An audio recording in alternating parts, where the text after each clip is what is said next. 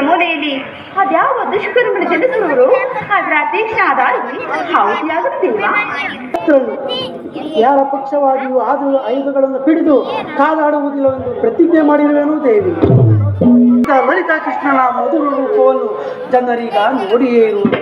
ಕಂಸ, ಶಿಶುಪಾಲಾದಿ ದಾನವರನ್ನು ಲೀಲಾ ಮಾತ್ರದಿಂದ ಸದೆಬಡೆದ ಅವನ ಪ್ರಚಂಡ ಅಟ್ಟಹಾಸದಿಂದ ಜಗತ್ತಿನ ಹೃದಯವು ಕಂಪಿಸುತ್ತಿರುವುದು ದೇವಿ. ಈ ಸಾರಿ ಯುದ್ಧವು ಪ್ರಾರಂಭವಾದಾಗ ಇವೆರಡರಿಗಿಂತ ವಿಭಿನ್ನವಾದ ಭೈರಪ್ಪ ಕೃಷ್ಣನನ್ನು ಜನಗಳು ನೋಡುವ. ನಾನು ನಿರಸ್ತನು, ಆದರೆ ಕುರುಕ್ಷೇತ್ರದ ಯುದ್ಧ ಸೂತ್ರವು ನನ್ನ ಕೈಗಳಲ್ಲಿ ಚದುರಂಗ ದಾಳಗಳಂತೆ ದರ್ಪಾಂಧ ಕ್ಷತ್ರಿಯ ವೀರರನ್ನು ಅಲ್ಲಿಂದಿಲ್ಲಿ ಕೇಳಿಸುವೆ. ಶಸ್ತ್ರಾಸ್ತ್ರಗಳ ಸಂಗ್ರಹವೇ ಪೌರುಷದ ಪರಮಾವಧಿ ಎಂದು ಜನರೀಗ ತಿಳಿದಿರುವುದು. ನಾನು ಆ ಅಜ್ಞಾನವನ್ನು ಹರಿಸುವೆನು. ಶಸ್ತ್ರಾಸ್ತ್ರಗಳನ್ನು ಪರಾಭವಿಸಿ ವಿಜಯದ ಭದ್ರಪೀಠವೇರಬಲ್ಲವೆಂಬುದನ್ನು ಜಗತ್ತಿಗೆ ತೋರಿಸುವೆ. ಸತ್ಯದ ಚಿರಪ್ರಕಾಶದಿಂದ ಜಗತ್ತನ್ನು ಬೆಳಗಿಸುವೆ. ಯುದ್ಧ ಪ್ರಳಯದಲ್ಲಿಯೂ ಸಹ ನನ್ನ ಕೈಗಳು ನಿರ್ಲಿಪ್ತವಾಗಿ ಬೆಳಗುವುದನ್ನು ನೀನೇ ನೋಡುವೆ ದೇವಿ.